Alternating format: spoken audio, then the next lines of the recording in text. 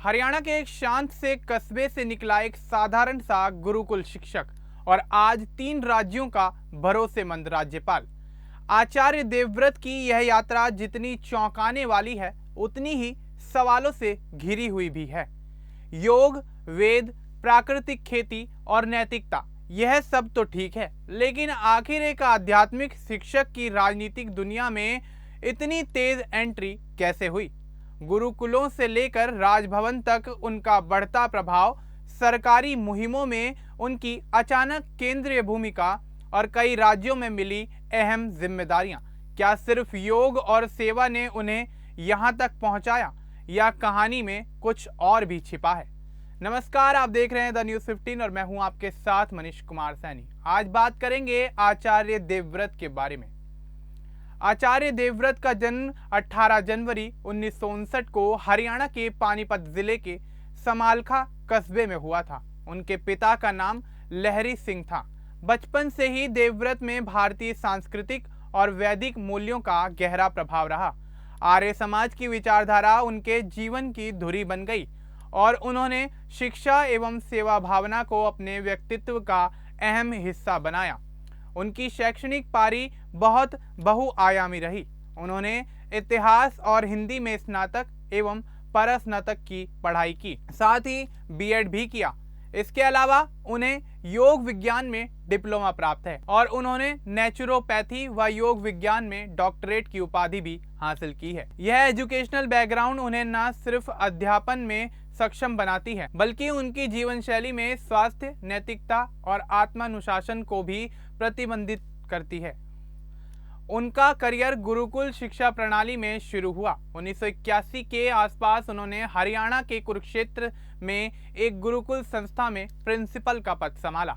यह गुरुकुल आर्य समाज की विचारधारा से जुड़ा हुआ था और देवव्रत ने यहाँ लंबे समय तक शिक्षक, गुरु और प्रबंधक की भूमिका निभाई।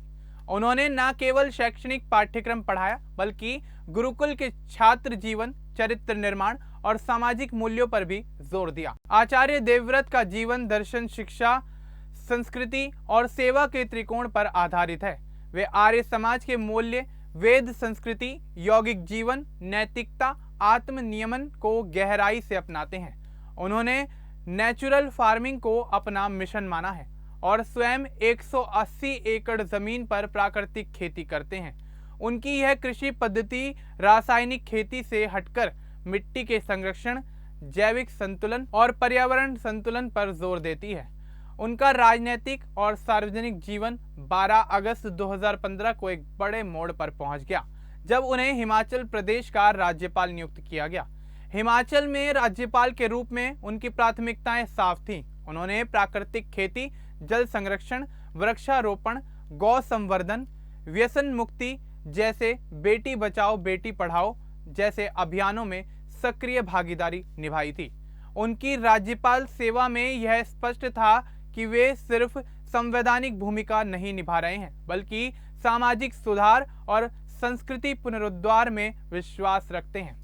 22 जुलाई 2019 को आचार्य देवव्रत को गुजरात का 20वां राज्यपाल नियुक्त किया गया। उनकी राज्यपाल पद की शपथ संस्कृत में ली गई, जो उनकी सांस्कृतिक और वैदिक प्रतिबद्धता को दर्शाता है। गुजरात में उन्होंने प्राकृतिक खेती और स्वदेशी कृषि मॉडल को बहुत जोर देकर बढ़ावा दिया। वारणा यूनिवर्सिटी के अनुसार उनके नेतृत्व में गुजरात में बहुत सारे किसानों ने रासायनिक खेती से प्राकृतिक खेती की ओर कदम बढ़ाया। राज्यपाल के रूप में देवव्रत ने शिक्षा के क्षेत्र में भी गहरा हस्तक्षेप किया। वे गुजरात विद्यापीठ के चांसलर हैं। इस भूमिका में उन्होंने चरित्र शिक्षा, मूल्य आधारित शिक्षा और आत्मनिर्भरता पर भी जोर दिया। उनकी शैक्षणिक और बोधपूर्ण पृष्ठभूमि से विश्वविद्यालयों में नैतिकता और जागरूकता को शामिल करने की दिशा में प्रयास हुए हैं। देवव्रत ने पर्यावरण संरक्षण और स्वदेशी जीवन शैली को अपनी सार्वजनिक प्राथमिकता बनाया। उनका मानना है कि प्राकृतिक खेती सिर्फ कृषि का विकल्प नहीं है, बल्कि यह एक स्थायी और नैतिक जीवन शैली का हिस्सा है। इसके अलावा वे गौ सेवा यानी गाय पालन के समर्थक हैं और भारतीय परंपराओं के अनुरूप गाय संवर्धन को बढ़ावा देते हैं। सितंबर 2025 में उन्हें महाराष्ट्र का अतिरिक्त राज्यपाल नियुक्त किया गया। उन्होंने 15 सितंबर 2025 को महाराष्ट्र की राजभवन में शपथ ली। यह अतिरिक्त जिम्मेदारी उनके सार्वजनिक सेवक जीवन में एक महत्वपूर्ण अध्याय जोड़ती है और दिखाती है कि उन्हें कई बड़े संवैधानिक और प्रशासनिक पदों पर भरोसा किया जाता है। उनके व्यक्तित्व की सबसे बड़ी विशेषता उनका संयम, नैतिकता और शिक्षा प्रधान जीवन है। उन्हें गुरु राजनेता के रूप में देखा जाता है, एक ऐसा शासक जो शक्ति के बजाय सेवा को प्राथमिकता देता है। उनकी नेतृत्व शैली में तर्क, अनुशासन और मानवतावाद की झलक साफ तौर पर दिखाई देती है।